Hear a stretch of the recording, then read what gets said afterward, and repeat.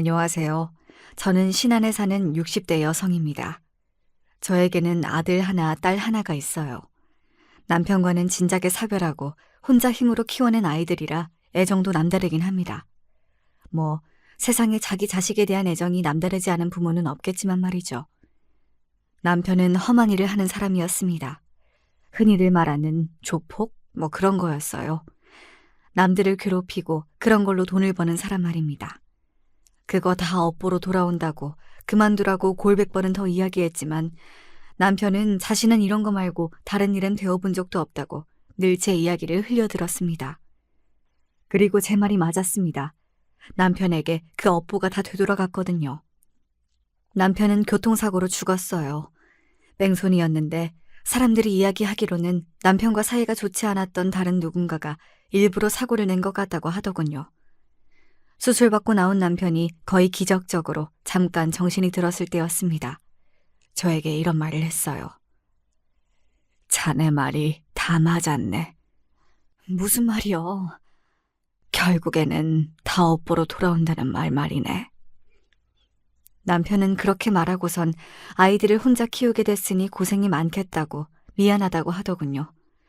사실 그때까지만 하더라도 병원에서도 그렇고 남편이 그렇게 갈 거라고는 생각 못 했거든요.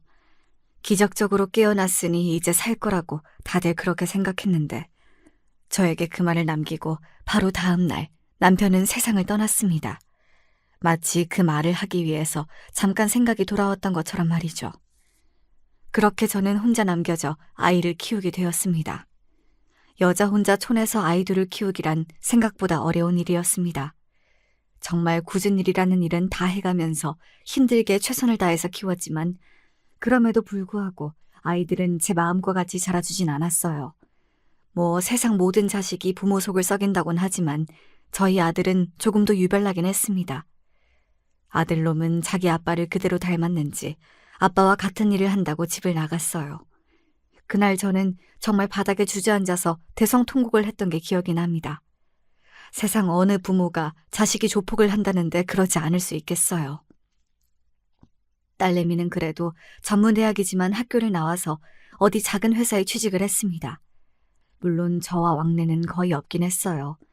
그러다 결혼을 할 때쯤 찾아와서 이렇게 이야기하더군요.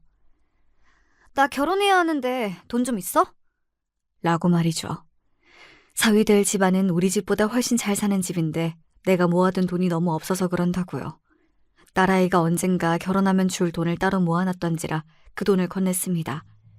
제가 이렇게 했다고 하면 사람들은 매번 그렇게 호구처럼 당해주니까 자식들이 엄마를 더 우습게 본다고 뭐라고들 했지만 저는 아이들이 늘 불쌍했어요.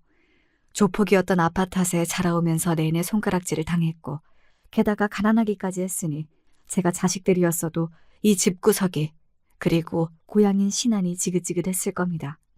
그리고 딸아이는 이런 부탁도 하더군요. 오빠 그런 일 한다는 거 절대 이야기하지 마. 나 어디 외국에 나가 있다고 했어. 이야기 안 해. 큰일 나려고 그런 이야기를 하니? 그냥 확 죽어버렸으면 좋겠어. 딸아이가 조폭이 된 자신의 오빠를 보고 그렇게 이야기하면서 울었습니다. 자라오면서 내내 그것 때문에 사람들에게 손가락질을 당해왔었는데 어떻게 본인이 그런 일을 할 생각을 할 수 있는 건지 딸아이는 자신의 오빠를 도저히 이해하지 못했어요. 그건 뭐 저도 마찬가지긴 했습니다. 아들을 정말 이해할 수 없었거든요. 그래서 아들아이 없이 상견례를 하고 결혼식을 했습니다. 형님은 얼굴도 못 뵙고 결혼식을 하네요. 워낙 바쁜 애라 우리랑도 통화를 거의 안 해. 그래도 그게 아닌데 괜찮으니 너무 신경 쓰지 말게. 사위는 정말 좋은 사람처럼 보였습니다. 평범한 가정에서 태어나 나름대로 좋은 대학을 나와서 괜찮은 직장에 취직해서 안정적으로 사는 그런 사람 말입니다. 제가 딸아이가 그런 사람을 만나서 결혼을 했으면 좋겠다고 늘 생각했었거든요. 그래서 표현은 안 했지만 정말 눈물이 날 정도로 좋았었던 게 기억이 나네요. 그래서 더더욱 아들 이야기를 숨기게 되었던 것 같아요. 혹시나 남편이 그리고 아들이 무슨 일을 했는지 알게 될까봐 저도 두려웠거든요. 그래서 사위가 신안으로 찾아오겠다고 했을 때도 거절했습니다. 그래도 가서 인사를 드리는 게 맞는 것 같은데 됐어. 이 멀리까지 오지 않아도 돼. 내가 조만간 서울 올라갈 일이 있으니 그때 서울에서 보면 되네. 바쁜 사람들이 뭐하러 여기까지 와. 혹시나 여기에 오게 되면 사람들이 저희 가족을 두고 하는 말을 사위가 듣게 될까봐 그게 몹시 겁이 났었거든요. 그래서 종종 제가 서울로 올라가 딸네 부부들을 봤지 절대 내려오게는 못했던 것 같습니다. 그러던 어느 날 딸아이가 임신 소식을 알려왔어요. 저는 정말 눈물이 났던 것 같아요. 잘 자라서 시집을 잘 가서 자신의 가정을 꾸리고 행복하게 잘 사는 것. 제가 꿈꿨지만 가질 수 없었던 걸 딸아이가 하나둘 이뤄가는 걸 보면서 대리만족도 되고 그리고 정말로 기쁘기도 했습니다. 그쯤이었던 것 같아요. 엄마, 나 왔어. 집을 나간 지 10년이 넘었습니다. 그런데 너무나 뜬금없이 그리고 마치 어제 나갔다가 오늘 들어오는 사람처럼 아들이 집으로 들어왔어요. 못 보는 사이 몸은 그전보다 2배는 커져 있었고 그 몸에는 성한 구석이 없이 상처와 흉한 문신들이 빼곡했습니다. 누가 반긴다고 집에 들어오길 들어와! 엄마, 그래도 너무 그러지 마. 하나뿐인 아들인데.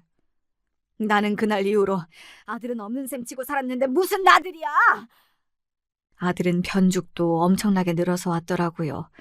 제가 욕을 하고 너 같은 쓰레기는 아들 아니다. 당장 나가라. 그렇게 난리를 쳐도 허허 하고 웃으면서 자기는 엄마가 보고 싶었다며 집을 나가지 않았습니다. 그리고는 어느 날은 봉투 하나를 쥐어주더군요. 지훈이 결혼했다며. 이거 가져다 줘. 딸아이가 결혼한 걸 알고 있더라고요. 제가 그걸 어떻게 알았냐는 듯 눈을 크게 뜨고 아들을 봤습니다. 그랬더니 아들이 이렇게 말했어요. 지훈이 앞엔 안 나타날 거야. 나도 그 정도 생각은 하고 사니까 너무 걱정하지 말고 이 돈이나 가져다 줘요. 그래도 명색이 오빠인데 결혼할 때 아무것도 안 해줬잖아. 그 돈을 어떻게 번 건지가 너무 뻔했습니다. 지 아빠처럼 본인보다 약한 사람들, 그리고 약점이 있는 사람들을 괴롭혀 받아낸 돈이었겠죠. 그래서 싫었지만 그냥 받아서 딸아이를 줬어요. 물론 딸아이에게는 제가 주는 돈이라고 말하고선 말이죠. 아들이 돌아오면 실을 줄만 알았는데 그래도 그런 아들이라도 돌아오니 좋은 점이 있긴 하더라고요. 혼자가 아니라서 덜 외로운 것도 있었고 그리고 든든하기도 했고 말입니다. 물론 지나갈 때마다 동네 사람들이 수군거리는 건 감수해야 했지만 말입니다.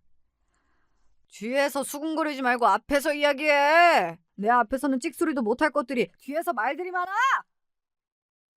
아들이 그렇게 소리를 지르면 다들 어디론가 슥 숨어 들어가곤 했어요. 아들아이는 한눈에 봐도 무서운 타입이긴 했습니다. 덩치도 크고 인상도 세고 온몸에 문신이 가득하고 말이죠. 지나가다 눈이라도 마주치면 슬쩍 피할 그럴 타입 말이에요. 그러던 어느 날이었습니다. 엄마, 서울에 좀 오면 안 돼? 무슨 일 있어? 생전 먼저 저보고 오라는 소리를 안 하는 딸이었거든요. 그래서 걱정되는 마음에 바로 그렇게 물었더니 딸아이는 아무 말을 하지 않고서 있다가 그냥 이렇게 이야기를 하더군요. 아니, 내가 임신을 해서 그런가.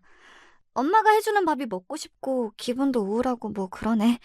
며칠만 올라와 줄 수 있나 해서. 당연하지. 오히려 저는 그럴 때 저를 찾아줘서 너무 기뻤거든요. 그래도 딸아이가 나를 정말 부모라고 생각하고 의지하는구나 싶어져서 말이죠. 집에서 음식들을 바리바리 싸서 올라가려는데 아들이 제 손을 덥석 잡았습니다. 이거도 좀 가져다 줘. 이번에도 돈봉투였어요. 전에도 줬잖아. 됐어. 저는 거절했습니다. 저번엔 받긴 했지만 그런 돈을 계속해서 받는 게 어딘가 꺼림칙했거든요. 하지만 아들은 한사코 제 손에 그 돈봉투를 쥐어줬어요. 내가 해줄 수 있는 게 이런 거밖에 없잖아. 가서 맛있는 거 사 먹고 또 그 가방 같은 것도 사라고 해. 그런 거 사면 여자애들은 기분이 좋아지기도 하더만. 자기 방식의 걱정이고 염려라는 생각이 들더군요. 그래도 핏줄이라고 동생이 아프다고 하니 챙겨주는 건가 싶어서 그것도 거절하지 못했습니다. 그렇게 반찬이랑 아들이 준 봉투를 들고 딸아이의 집으로 갔어요. 장모님 오셨어요? 자네가 고생이 많네. 제가 무슨 고생인가요? 집사람이 제일 고생이죠. 그렇게 웃으며 넉살 좋게 이야기하는 사위를 보고 마음이 조금은 놓였던 것 같아요. 그래도 딸아이가 마음은 편하게 있지 않을까 하는 생각을 하기도 했고 말입니다. 다 아니었지만요. 엄마 왔어? 그래.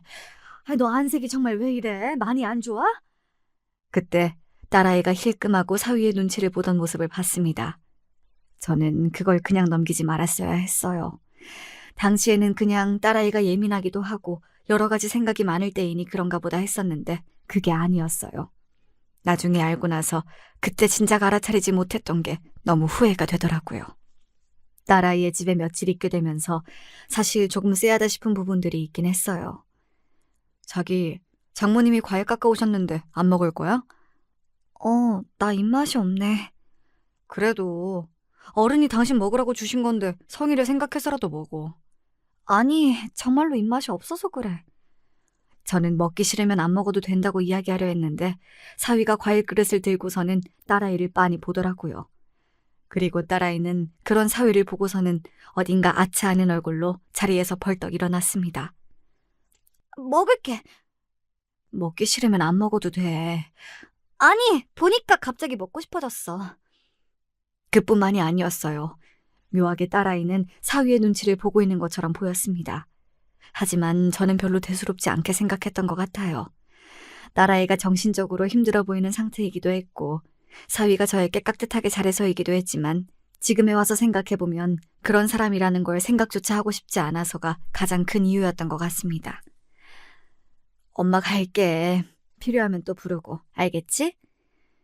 장모님 귀찮게 자꾸 그럴 수 있나요? 나는 정말 하나도 안 귀찮아. 다 해줄 수 있으니까 꼭 필요하면 연락해. 응, 알겠어. 연락할게. 며칠 같이 지내면서 사위가 마냥 좋은 사람은 아닐 거라는 생각을 하긴 했습니다. 어딘가 묘하게 딸아이를 무시하는 듯한 말투와 통제하려고 하는 것 같다는 느낌을 받았었거든요. 그리고 저에게도 이상한 말을 했던 적이 있어요. 다 큰 딸이 부모님 귀찮게 하고 그러면 안 되는 건데요. 그래도 지금 임신을 한 상태이지 않나. 원래 아이를 가지면 여자들은 다 엄마가 보고 싶고 예민해지고 그런 거야. 남들 다 낳는 애 참 유난이에요. 그죠? 본인은 농담이라고 하긴 했지만 그 말이 저는 완전한 농담으로만은 들리지 않았던 것 같아요. 하지만 저는 오히려 사위의 눈치를 봤습니다. 딸아이가 혹시나 사위의 심기를 거슬러서 사위가 나에게 그러는 건가 싶고 말이죠. 사위가 쎄했던 건 그뿐만이 아니긴 했습니다. 하루는 제가 한 반찬과 같이 밥을 먹는 날이었어요. 가만히 밥을 먹던 사위가 저를 보고는 이렇게 말하더군요. 장모님 오랫동안 혼자 애 키우느라 고생만 하셔서 그런지 음식 실력은 썩 좋은 편은 아니시네요?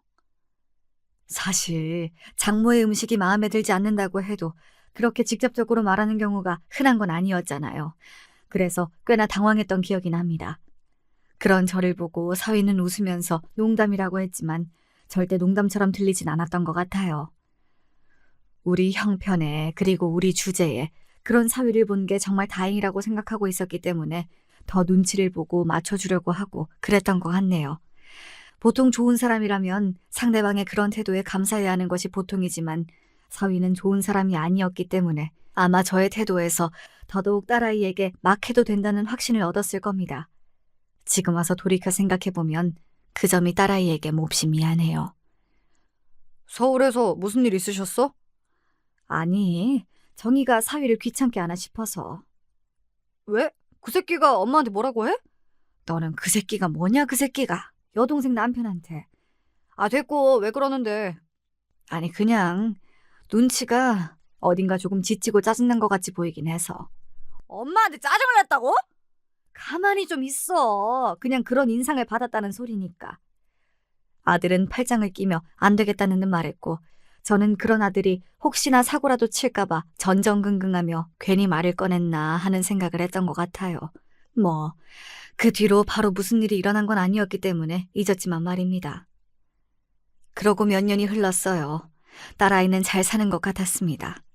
그 몇 년이 흐르는 동안 딱히 딸아이에게서 다른 인상을 받은 건 없었어요.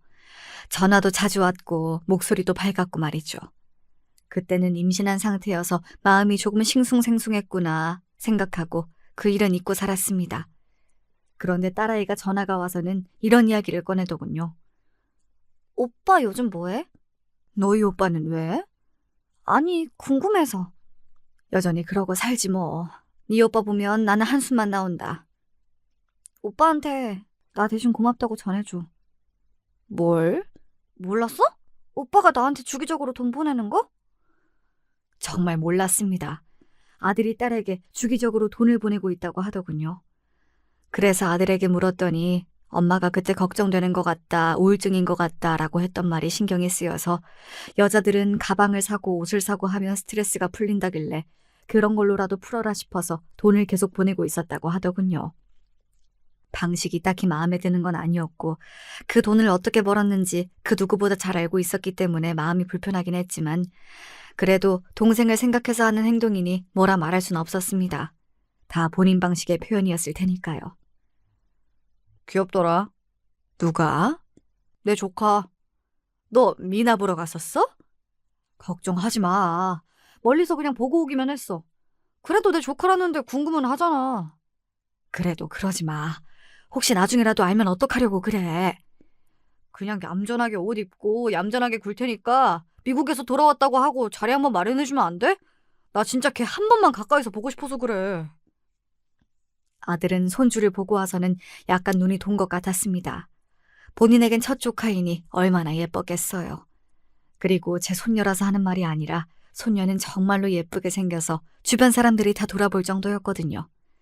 몇 번을 졸라대서 딸아이에게 물었습니다. 그런데 딸아이는 의외로 흔쾌히 허락을 하더군요. 알겠어. 오빠 오라고 해. 걱정 안 돼? 인제 와서 그런 거 걱정할 게 뭐가 있어. 그리고 오빠가 얌전히 있겠다고 했다며. 그렇게 아들아이와 딸 부부의 만남이 처음으로 성사되었습니다. 아들은 며칠 전부터 선물을 사고 이발을 하고 호들갑을 떨어댔어요. 누가 보면 여자친구라도 만나러 가는 줄 알겠다. 그거보다 더 좋지. 입에 귀에 걸려서는 그렇게 말하는 아들을 보고서는 마음이 좋기도 하고 어딘가 짠하기도 하고 그랬던 것 같아요. 본인이 잘만 살았으면 진작 보고도 남았을 조카를 이렇게 힘들게 이렇게 오랜 시간이 지나서야 볼 수 있는 상황이라는 게 말입니다. 아이고 형님 처음 뵙겠습니다. 그동안 이야기만 들었는데 인사가 늦어서 미안하네. 꼴에 그래도 손 윗사람이라고 그렇게 이야기를 하는 게 웃겨서 속으로 웃었던 기억이 나네요. 아들은 비싼 집에서 밥을 사고 아이에게 선물들을 안기고 그리고 내내 자기 조카에게서 눈을 떼지 못했습니다. 그렇게 좋아하는 모습은 또 처음 봐서 저런 면도 있구나 싶더라고요. 형님도 얼른 결혼하셔서 아이 낳으시죠? 나는 안 해. 왜요? 그냥 혼자 사는 게 좋아. 아마도 아들은 본인이 결혼해서 자식을 낳으면 그 자식도 자기처럼 될 거로 생각하는 모양이었어요.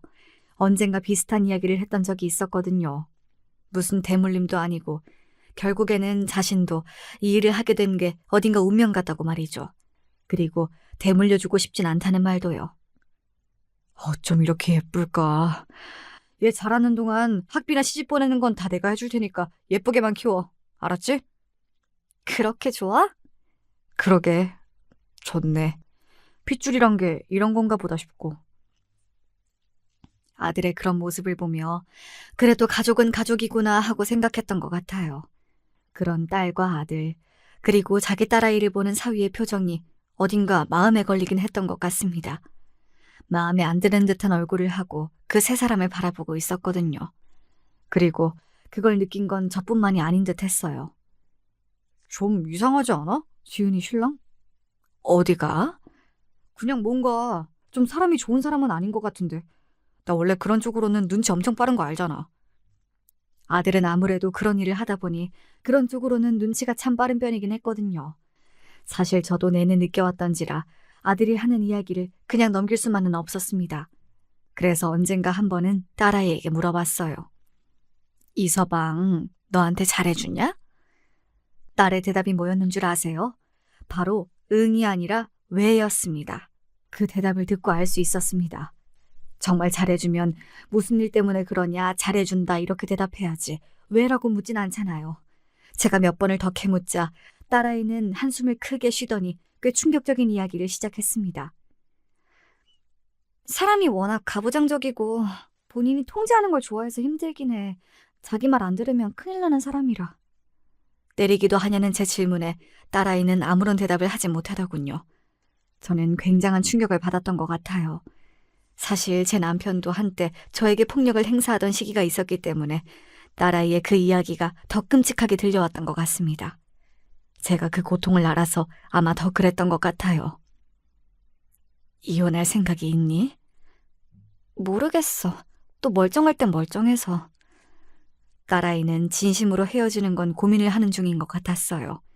사실 그 이야기를 듣는 순간 당장이라도 딸아이를 데리고 나오고 싶었지만 쉽사리 그럴 순 없었습니다. 사실 함부로 끼어들 수 없는 문제이기도 했잖아요. 제가 생각해낸 방법은 이거였어요. 내가 이번 주에도 너희 집에 가마. 신안에서 여기가 어딘데 너무 멀어. 그래도 불안해서 안 되겠다. 되도록 자주 딸아이의 집으로 찾아가기로 한 겁니다. 딸아이를 옆에 두고 봐야 마음이 조금이라도 편할 것 같았거든요. 하지만 그런 제 생각은 역풍 아닌 역풍을 불러오고 말았습니다. 아니, 오늘도 계시네? 술에 취한 사위가 늦은 밤 집으로 들어와 저를 보고는 그렇게 이야기했어요. 분명한 적의가 있는 표정과 말투였습니다. 저는 당황했지만 최대한 그렇지 않은 척 표정 관리를 하며 사위에게 말했어요. 손녀딸이 너무 보고 싶어서 말이지. 그렇게 말하는 저를 사위는 가만히 바라봤어요. 그러고는 픽 웃더니 다시 이야기를 하더군요. 이렇게 자주 오면 내가 더 짜증나는 거 몰라요? 뭐? 내가 모를 줄 알아? 당신 딸이 자기 나한테 학대받는다고 꼰지른 거 아니야. 그래서 불안해서 이렇게 올라와 있는 거 내가 모를 줄 아느냐고. 딸이나 애미나 진짜 더럽게 멍청해서는. 자네 지금 뭐라고 했나? 더럽게 멍청하다고 했다. 왜? 나는 당신 온다는 연락 못 받았으니까 당장 내려가세요. 이 말은 멍청해도 알아듣죠? 에? 나는 우리 딸이랑 손녀 보러 온 거네. 이대로 못 가. 왜요? 장모님도 저한테 한 대 맞으실래요? 그 말에 그 자리에서 망부석처럼 굳었던 것 같아요. 그런 말을 저에게조차 아무렇지 않게 한다는 건 딸아이에게 어떻게 한다는 건지 정말 단번에 짐작이 갔습니다. 자네, 우리 딸한테도 이러나? 아이씨, 그게 너랑 무슨 상관인데? 우리 결혼할 때 뭐 하나 제대로 해준 것도 없고 물려줄 재산이 있는 것도 아니고 부모 노릇이라고는 하나도 못하는 인간이 왜 자꾸 부모 대접을 받으러 들어? 그때부터는 무슨 말을 할 수도 없이 어버버거리고만 있었던 것 같아요. 사위가 맺는 모든 말이 충격과 공포 그 자체였거든요. 네가 이러면 이럴수록 네 딸은 나한테 더 맞는다고 알아? 자네 이러면 내가 우리 아들한테 말할 수밖에 없네. 제가 사뭇 진지한 얼굴로 말했습니다. 아들아이는 덩치가 크고 날카롭게 생기긴 했지만 사위와 만날 당시에는 최대한 얌전하게 입고 가서 조용히 아이만 보고 왔기 때문에 사위는 제 아들이 그런 일을 한다는 걸 정말 상상조차 하지 못하고 있었어요. 그랬으니 그런 말을 할 수도 있었던 거겠죠. 네 아들한테 말하면 뭐가 달라져? 아, 진짜 이 할망구 웃기네. 네 아들이 나한테 와서 나를 패기라도 한다는 거야, 뭐야. 그러면 나는 신고할 건데? 제 생각인데 사위는 분명히 중간에 술에서 깬 것 같았어요. 그래서 아마 어느 정도 이후부터는 술 기운이 아닌 진심으로 생각하고 있던 걸 뱉는 거였을 겁니다. 앞으로 우리 집에 이렇게 오지 마. 알겠어? 안 그래도 드나들 때마다 수준 떨어지는 것 때문에 짜증나 죽을 것 같은데 이제는 막 연락도 없이 찾아온다는 게 소름이 끼친다. 꺼져. 꺼지라고! 사위는 그렇게 이야기하며 저를 밀어냈습니다. 저는 사위에게 붙잡혀 문 밖으로 쫓겨났어요. 아들 버린 남자에게 거의 멱살이 잡혀서 질질 끌린 채로 문 밖으로 버려지는 기분은 생각보다 더 처참하더라고요. 그리고 그게 사위라서 더더욱 말입니다. 집으로 돌아오는 내내 눈물이 멈추지 않았던 것 같아요. 아무 말을 못하고 구석에서 울고만 있던 딸아이의 얼굴이 눈에 너무나 밟혔습니다. 그리고 그런 생각이 들었어요. 나한테도 이렇게 하는데 딸아이에게는 어떻게 하겠나 하는 생각 말입니다. 다시 집으로 내려가는 내내 고민했던 것 같습니다. 바로 이 모든 사실을 아들아이에게 말을 해야 할지 말아야 할지 하는 것을 말입니다. 물론 당연히 말을 하는 게 맞고 많은 분이 그게 고민할 거리가 되냐 하시겠지만 저희 아들은 조폭이에요. 눈이 돌면 사람에게 무슨 짓을 할지 모르는 아이였습니다. 저는 사위 새끼가 걱정이 되는 게 아니라 제 아들이 걱정이 되는 거였습니다. 혹시나 무슨 일을 치를까 봐 하는 걱정 말이죠. 그런 고민들을 하며 집으로 갔는데 아들이 집 거실에 누워서 텔레비전을 보고 있더라고요. 며칠 있다가 온다고 하지 않으셨어? 뭘 이렇게 금방 와? 제가 아무 대답이 없자 아들이 벌떡 일어나 저에게 다가왔습니다. 그러고는 제 표정을 보고서는 그 자리에서 굳었어요. 무슨 일 있어? 아들이 그렇게 묻는데 저도 모르게 눈물이 후두둑하고 떨어졌습니다. 정말 후두둑하고 말이에요. 그리고 제 입에서 오늘 있었던 일에 관한 이야기가 쏟아져 나왔어요. 저는 그런 경험은 처음 해보는 거였습니다. 저도 모르게 말이 막 나오더라고요. 아마 많이 억울하고 서럽고 그런 마음이라 그랬던 것 같아요. 아들은 의외로 제 말을 듣는 내내 침착했습니다. 저는 바로 뭐라도 손에 들고 서울에 가겠다고 설치는 건 아닌가 걱정한 것과 달리 아들은 굉장히 침착했어요. 물론 드문드문 손이 떨리는 것 같다는 생각이 들긴 했지만 말이죠. 그래서 엄마는 한 대도 못 때리고 나왔어? 거기서 너만한 남자를 내가 어떻게 때려? 뭐가 나만 해. 내 반도 안 되겠던데. 하여간 그 새끼 첫인상부터 너무 안 좋았단 말이지. 나는 그런 건 틀린 적이 없어. 그렇게 말하고서는 아들은 휴대폰을 들고 어디론가 나가더군요. 제가 그런 아들을 잡아 세웠습니다. 어떻게 하려고? 어머님 가만히 앉아서 내가 어떻게 하는지 구경이나 하소. 사람 다치게 하고 그러면 안 돼. 알지? 그런 인간 걱정하고 그러는겨? 아니, 너 걱정하는 거야, 너. 제 그런 대답에 아들은 아무 말도 없이 저를 가만히 보더니 빵에 갈 일은 안 만든다는 말 한마디를 남기고 누군가에게 전화를 걸며 나갔습니다. 그리고는 한참 뒤에야 들어왔어요. 무슨 전화를 그렇게 오래 하냐, 무슨 일을 벌이려고 그러는 거냐고 계속해서 물었지만 아들은 끝까지 대답해주지 않았습니다. 그저 곧 알 거라는 말만 반복했어요. 그리고 얼마 뒤 딸아이에게서 전화가 걸려왔습니다. 엄마, 이거 오빠가 한 거야? 딸아이는 굉장히 상기된 목소리였어요. 그게 기쁜 건지 놀란 건지 알 수는 없었지만 말이죠. 저도 무슨 일인지 몰랐기 때문에 딸아이에게 물었습니다. 무슨 일인데? 아니 그게 아니라 오늘 남편 회사로 어떤 여자랑 남자가 찾아와서 난리를 치고 갔다는데 그게 아무래도 오빠가 한 것 같아서. 딸아이 말에 의하면 회사로 여자와 남자가 찾아와 한바탕 소동이 벌어졌다고 하더군요. 그 여자는 사위와 바람이 났다고 주장하는 내연녀였고 그 남자는 그 여자의 남편이라고 했다더군요. 내 아내랑 바람난 놈 찾아오라고 고성방가하고 회사 로비에 들어눕는 바람에 전 직원 모두가 그 사실을 알게 되었다고 말입니다. 그 여자랑 바람이 난 건 진짜고? 그런데 조금 알아보니까 그 여자가 술집 여자인 것 같더라고. 남편이 얼마 전에 접대받았는데 거기서 그 여자랑 그런 일이 있었나 봐. 사람들이 꽃뱀인 것 같다고 수군거리고 그런다는 이야기를 들었어. 술집 여자라고 하니 바로 오빠가 생각났다고요. 그런 여자들을 관리하는 것도 아들이 하는 일 중에 하나라는 것을 저도 딸아이도 알고 있었거든요. 정황상 아들이 벌인 일은 맞아 보였지만 일단은 딸아이도 저도 모르는 척하고 있기로 했습니다. 그리고 딸아이는 이혼 소송을 준비 중이라고 했어요. 그것도 사실 오빠가 도와주고 있어. 어디서 엄청나게 유명한 변호사 한 분을 모셔왔더라고. 아들은 정말 본격적으로 딸아이를 도와주고 있던 겁니다.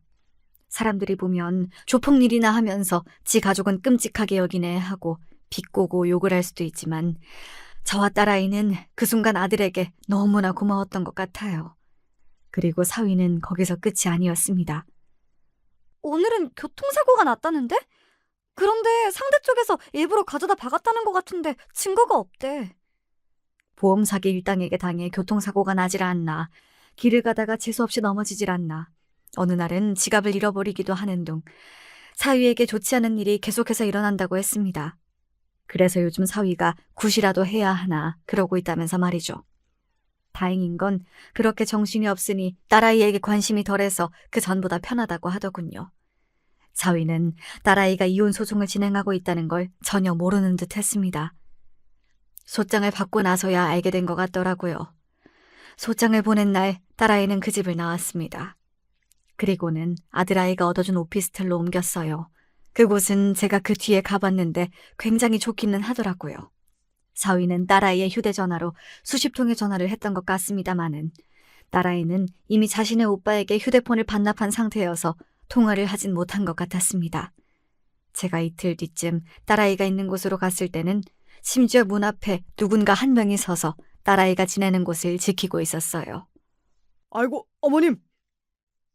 들어오고 나갈 때마다 어머님이라고 불리면서 90도로 인사를 깍듯하게 해서 부담스러워했던 기억이 나네요. 그리고 사위는 얼마 지나지 않아 저희 아들이 조폭이라는 걸 알게 되었습니다. 사위가 어떻게 알았는지 딸아이가 있는 곳으로 찾아왔거든요. 야, 이년아!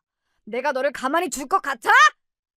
가만히 안 두면 뭐 어쩔 건데, 니까짓 게. 아들이 그 전과는 다른 모습을 하고 사위 앞에 나타났어요. 일부러 문신이 다 보이게 입은 반팔과 반바지, 그리고 그동안 숨기고 있었던 험악한 표정과 말투. 사위가 순식간에 기가 죽는 게 보였습니다. 뭐야? 뭐긴 뭐야. 지훈이 오빠잖아, 이 새끼야. 그 말이 아니고, 뭐 하는 분이신데요? 그때 문 앞을 지키던 아들의 밑에 사람같이 보이던 남자가 나섰습니다. 팔을 걷어붙이고 말이죠. 그 사람의 팔에도 엄청난 문신들이 가득했어요. 뭐 하는 분이면 네가 그걸 알아서 어쩔 건데. 너 같은 게 우리 형님을 어떻게 할 수나 있어? 그냥 찌그러져서 닥치고 있으라고. 아! 사위는 명백하게 쫀 게 보였습니다. 그런 사위를 향해 아들이 이야기했어요. 좋은 말로 할 때 내 동생이 달라는 거 다 주고 이혼 도장 찍어라. 안 그러면 너 정말 피 보는 수가 있다. 알겠어? 아들이 소리를 지르며 대답하라 했지만 무서웠던 건지 아니면 차마 그렇게는 하라고 못하겠던 건지 사위는 아무 대답을 하지 않더군요. 그래서 아들이 다시 한번 소리를 질렀습니다. 그 소리는 너무 커서 저도 화들짝 놀랐었던 것 같네요. 대답 안 해, 이 새끼야! 네, 알겠습니다. 사위는 그러고 주랭랑을 쳤어요. 아마 엄청나게 겁을 먹었을 겁니다. 원래 그렇게 자기보다 약한 사람을 괴롭히면서 산 사람들이 자기보다 강한 사람이 나타나면 엄청나게 쫄고 겁을 먹고 그러더라고요. 아들이 보통 내기가 아니라는 것 또한 바로 알 수 있었을 거고 말이죠. 그리고 며칠 뒤 사위는 달라는 건 다 줄 테니 제발 이혼해달라고 사정하러 찾아왔어요. 재산 분할과 양육권, 그리고 위자료의 양육비까지 최대한 맞춰주겠다고 말이죠. 아마 아들아이와 더 이상 엮이고 싶지 않아서 더 서두르는 것 같았어요. 하지만 아들아이는 거기서 멈추지 않았습니다. 계속해서 끊임없이 사위를 괴롭힌 거예요. 그동안 바람이 났던 일들이 사내 게시판에 줄줄이 올라오고 아내와 딸을 학대했다는 이야기가 나오기도 하고 결국엔 그 회사에서 잘렸고 말입니다. 사고는 계속 나고 집 밖으로 나오면 누군가 시비를 걸고 그러다 보니 사위는 집 밖으로 더 이상 나오지 않고 안에서 컴퓨터 게임 같은 것만 하면서 배달 음식을 시켜 먹는 것 같았습니다. 완전 폐인이 되어가고 있는 거였죠. 사위는 그 모든 일을 아들이 했다는 것을 알고 있었습니다. 하지만 한 번 봐서 알았듯 아들은 쉽사리 건드릴 수 있는 사람이 아니었으니 그렇게 조용히 있는 거였고 말이죠. 그리고 또 일이 하나 터졌습니다. 야! 보자보자니까 너무한 거 아니냐? 어? 여기까지 와서 또 무슨 짓인가? 이것도 당신 아들이 한 짓이지? 그러면서 사위는 저에게 뭔가 하나를 던졌습니다. 그 안에는 사진이 들어있었어요. 그리고 그 사진에 찍힌 사람은 사위가 아니라 사돈댁 사람들이었습니다. 그들의 각종 어두운 비밀들이 가득한 그런 내용들이었지만요. 뭐 어둡다 해서 대단히 큰 범죄를 저지르거나 했다는 게 아니라 이런 거 말입니다. 불륜이라든지 사기를 당해서 빚이 생겼다든지 그리고 그걸 사돈 처녀의 예비시댁에서 알게 되어서 그 결혼이 파투가 났다든지와 같은 것들이요. 그 중에서 가장 큰 건 사돈댁이 살던 집이 집주인이 바뀌면서 당장 내일 집을 나가라 한 것이었어요. 원래 사돈댁이 그 근방에서 가장 싸게 그 집에 살고 있었다고 했거든요. 집주인과 친분이 있어서 말입니다. 그런데 집주인이 바뀌면서 잘 살고 있던 집에서 쫓겨나게 된 겁니다. 그리고 그 새로운 집주인은 당연히 저희 아들이었고 말이죠. 네가 제대로 살았으면 이런 일 없잖아. 너한테 그런 소리 듣고 싶지 않은데? 조폭 주제에 누굴 가르치려 들어? 사위는 그쯤 되니 그냥 막 가자고 나오는 것 같았어요. 아들이 그러거나 말거나 이제 본인도 눈에 보이는 게 없는 것 같았습니다. 아들은 그런 사위를 보며 웃었습니다. 사위는 그런 아들을 보고 눈이 돌아간 듯 보였어요. 웃어? 웃어? 그렇게 이야기하며 사위가 얼굴을 주먹으로 한 대 쳤어요. 물론 아들은 넘어지기는커녕 휘청거리지도 않고 그 자리에 박혀있듯 여전히 서 있었지만 말입니다. 그리고 아들은 뒤를 돌아보고 이렇게 말했어요. 찍었냐? 예, 형님. 오케이. 그러면 지금부턴 쌍방이다. 선빵은 네가 먼저 친 거고. 아들이 그렇게 말했고 무슨 말인지 알아듣느라 다들 고개를 갸웃하는 사이 아들이 사위에게 달려들었습니다. 그리고 정말 무슨 두들겨 맞는다는 게 이런 거구나 싶게 많이 두들겨 맞았어요. 사위는 당연히 덩치나 힘이나 모든 것들이 아들에게 뒤졌기 때문에 아들을 제대로 한번 때릴 수조차 없었고 말입니다. 그렇게 아들과 사위는 경찰서로 가게 되었습니다. 기다렸다는 듯 아들 측의 변호사가 와 먼저 친 건 사위였다고 억울함을 호소했어요. 그 모든 것들이 마치 짜여진 각본처럼 착착 움직였습니다. 그리고 그 생각은 저만 한 건 아니었더라고요. 야, 이 새끼야. 이거 니들 짰지? 짰잖아! 아닌데? 뭐가 아니야. 맞잖아! 아니라니까. 뭐 준 거 있어? 있을 리가요. 그런 건 사전에 다 조처해놨을 텐데 말입니다. 사위의 식구들, 그러니까 사돈댁 사람들이 하나둘 와서 조이쪽에 뭐라고 하려고 했지만 아들과 아들 옆에 서 있는 그 아들의 밑에 직원의 변호사를 보고 말문이 막혀 뻐끔거리기만 하더군요. 그렇게 저희가 먼저 경찰서를 나왔습니다. 오빠, 고마워. 딸아이가 처음으로 아들에게 고맙다고 하는 것 같았어요. 그동안은 오빠가 하는 일이 싫고 마음에 들지 않기도 했을 테지만 그간 미워하고 원망했던 게 새삼 부끄럽기도 해서 더더욱 그런 말은 쉽게 하지 못했을 거라고 생각하거든요. 이렇게 생각하면 그 일이 우리 가족에게 준 게 크긴 하네요. 아들과 딸아이가 화해 아닌 화해도 했고 가족의 소중함을 어느 정도 일깨워주기도 했고 말입니다. 사위는 아들을 빵에 넣어야 한다고 난리를 쳤지만 그렇게 되지 않았습니다. 그리고 그 변호사가 어찌나 능력이 좋던지 선빵 합의금까지 받은 것 같더라고요. 아들은 돈이 많았어요. 합의금 받자고 이 모든 일을 저지른 건 아니었습니다. 단순히 사위를 어떻게 하면 더 많이 그리고 짜증나고 열받게 만들 수 있을까를 아들이 고민하다 이렇게 하기로 한 것 같았거든요. 보통 사람이라면 거기서 끝냈을 텐데 저희 아들의 심령은 대단했어요.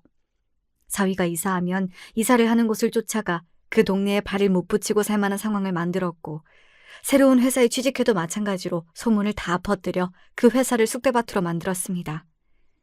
꾸준히 사람을 시켜 사위를 감시하게 했고 그리고 그걸 사위가 다 알게 했어요.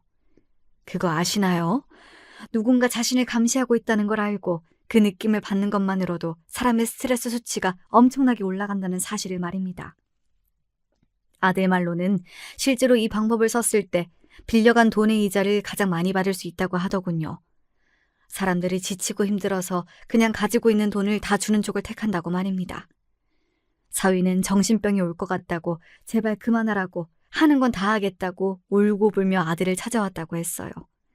그런 아들이 사위에게 진지하게 한마디를 했다고 합니다. 너, 내 동생한테 사과는 했냐? 라고 말이죠. 그랬습니다. 사위는 정작 저희 딸아이에게는 아직 제대로 된 사과 한마디 하지 않았어요. 소송을 하는 과정에서조차 말입니다. 아들도 그걸 알고 있었던 모양이더라고요. 내가 죽을 죄를 졌어. 당신한테 그러면 안 되는 거였는데. 네가 한 잘못이 얼마나 큰 잘못인진 알아? 나도 지금 네가 고통스러워하는 것만큼 고통스러웠어. 그거 아냐고. 너무 잘 알고 있어. 그리고 나 정말로 반성하고 있거든. 그러니까 제발 네 오빠한테 그만 좀 하라고 전해주라. 하지만 아들은 전혀 사위의 그런 말을 들어줄 생각이 없었지만 말이죠. 감히 내 식구들을 건드린 걸 나는 용서를 할 수가 없어. 지구 끝까지 쫓아가서 죽을 때까지 내가 넌 가만 안 둔다. 알겠어? 그 소리를 듣는 사위의 표정이 어지간히 절망적이었다는 말을 전해들을 수 있었습니다. 그리고 얼마 뒤에는 사돈댁이 단체로 우르르 찾아오기도 했어요. 사실 사돈댁에서 저희 아들의 직업을 알고 나서 처음 얼굴을 보게 되었을 때 저희에게 적반하장도 유분수라며 길길이 날뛰었거든요. 어디서 조폭밖에 없는 집안 사람이 감히 우리 집안을 넘봤냐부터 시작해서 쪽팔려서 동네에서 얼굴을 들고 다닐 수 없을 거라면서 말이죠. 그런데 이제는 저희를 찾아와서 제발 좀 봐달라고 하는 게 너무 우스웠습니다. 저희 이 집 당장 나가면 진짜 갈 곳이 없어서요. 한 번만 용서를 해주세요. 자가이신 줄 알았는데 아닌 건 사기 결혼을 당한 게 아닌가요? 그 말을 굳이 한 건 사돈댁이 마치 비싼 집이 자신의 집인 것처럼 굴면서 저희 집을 은은하게 계속 무시해왔기 때문이었습니다. 그런데 이번 일로 그 집이 자가가 아니라 전세인 것도 알게 되었던 거고요. 그때 한 말은 잊어주세요. 그리고 정말로 죄송했습니다. 따지고 보면 저희가 잘못한 건 아니지 않습니까? 맞아요. 그 빌어먹을 놈이나 잡지 저희 집은 제발 가만히 놔둬주시면 안 될까요? 그래도 자식인데 돈 앞에서 바로 빌어먹을 놈 낳은 것밖에 아무것도 한 게 없고 우리는 잘못이 없다라고 말하는 게 어딘가 씁쓸한 생각마저 들더라고요.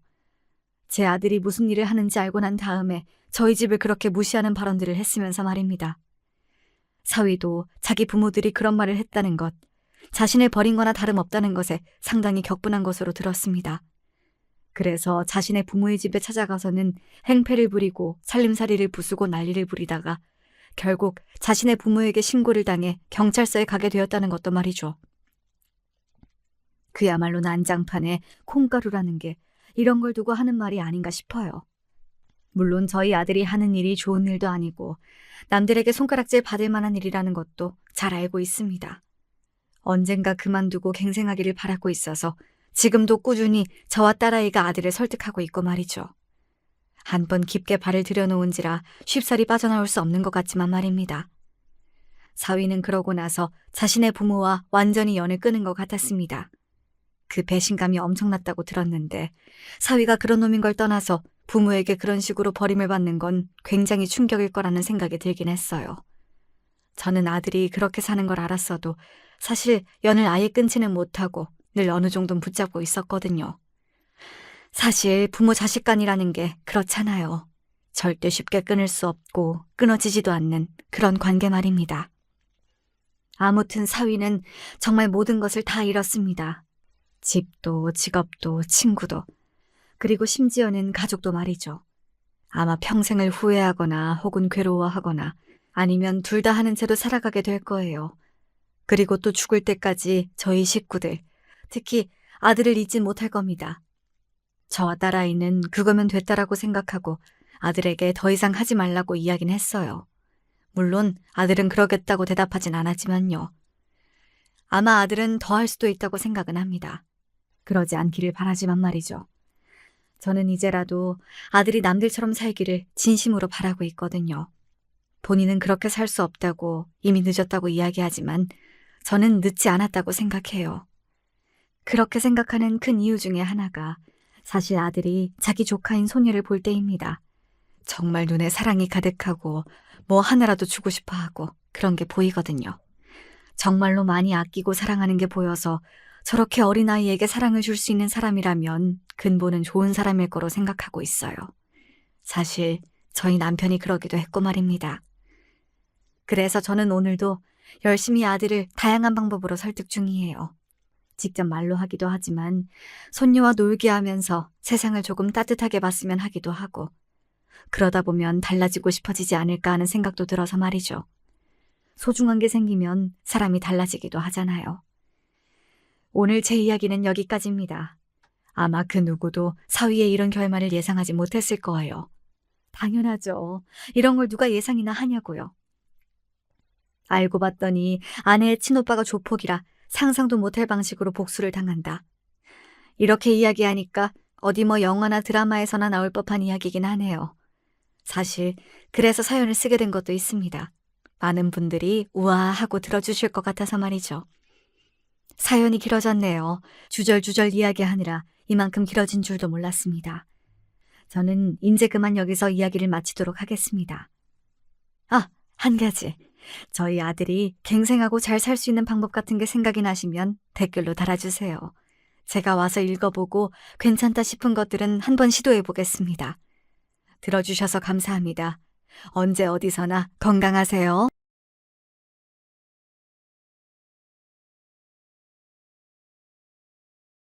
안녕하세요. 저는 동작구에 살고 있는 40대 주부입니다. 제 일은 아니지만 요즘 마음이 너무 뒤숭숭해져서 어디든 터놓고 싶어 이렇게 사연을 보냅니다. 다름이 아닌 저의 시댁 때문인데요. 사실 시집살이 같은 문제면 지인들에게 몇 번 욕하고 끝내겠지만 그런 일차적인 상황이 아니에요. 여기에 일단 우리 시어머니 얘기를 빼놓을 수 없으니 먼저 시작해 볼게요. 저희 어머니는 우리 부부가 결혼할 무렵부터 뭔가 수심이 그득해 보이시고 건강도 안 좋아 보이셨어요. 저희 친정엄마도 그걸 보고 꽤 걱정하는 눈치셨고요. 지영아, 네 시어머니 어디 아픈 거 아니니? 얼굴색이 엄청 어둡고 안 좋아. 네 막내 이모가 건강 안 좋을 때 저랬는데 나이도 뭔가 그 또래인 것 같고 말이야. 상견례 때도 보니 좀 울상이더라고. 그렇다고 뭐 까탈스러워 보이는 타입은 아닌데 네가 볼 땐 어때? 내가 그동안 우리 어머니 갖고 뭐 딱히 얘기한 게 없잖아. 결혼 준비할 때도 이래라 저래라 하신 것도 없고 진짜 말이 엄청 없으셔. 대신 답답하긴 하지. 내가 제대로 하고 있는 건가 아닌가 그런 확인이 전혀 없으니까. 저희 어머니는 키도 한 170 정도 되시고 그 시대 여자분 치곤 확실히 호리호리하고 눈에 확 들어오는 타입이었어요. 미인상은 아니시지만 아무튼 인상이 나쁘진 않았는데요. 저도 약간 염려한 부분이 있었답니다. 소위 요즘 남편감 얻을 때 효자인지 아닌지 잘 봐야 된다 그러잖아요. 이때 남편이 엄청 자기 엄마 걱정을 했거든요. 나는 우리 엄마가 좀 짜네. 당신도 보면 알겠지만 우리 아버지 성격이 엄청 세거든. 저렇게 자기 주장 강하고 본인 말만 해야 되는 타입이라 엄만 매번 눌려서 지냈어. 초반에 하도 남편이 이런 얘기를 하면서 자꾸 저보고 툭하면 시댁에 가자는 거예요. 그러니 저도 불만이 많을 수밖에요. 나도 우리 친정이 종종 가곤 하지만 내가 언제 당신더러 가자고 한 적 있어? 효도는 제발 좀 각자 알아서들 하자. 왜 자꾸 본인이 못한 효도를 배우자 시켜서 하려 그래? 당신이 어머니 챙기면 되는 거야. 내가 왜 명절도 아닌데 자꾸 들락날락 해야 돼? 그런데 이 효자 남편은 아랑곳 않고 절 자꾸 시댁에 데려갔고 나중엔 외려 어머니가 귀찮아하시더라고요. 아이고, 뭘 그렇게 자주 볼라 그래. 니들도 집 정리하고 할 일들도 많지 않냐. 정민이 너도 그만 좀 드나들어. 안 와도 돼. 그럼 남편은 또 이렇게 받아치면서 살살거리는데 이때만 해도 이해가 안 갔어요. 엄마, 엄마 밥 먹고 싶어서 그런 거지. 이 사람도 엄마 밥 맛있어서 같이 오고 싶다 그랬어. 우리 밥 좀 주라, 응? 내가 언제 그런 말을 했어? 하여튼 이런 거로 불만이 막 쌓이려던 중 이날 돌아오는 길에 남편이 슬쩍 말을 하더라고요. 생각보다 너무 무거운 얘기라서 전 곧장 대답을 못했어요. 응? 그게 진짜야? 그럼 당신 그래서 자꾸 어머니한테 들리는 거였어? 세상에. 나 그런 줄도 모르고.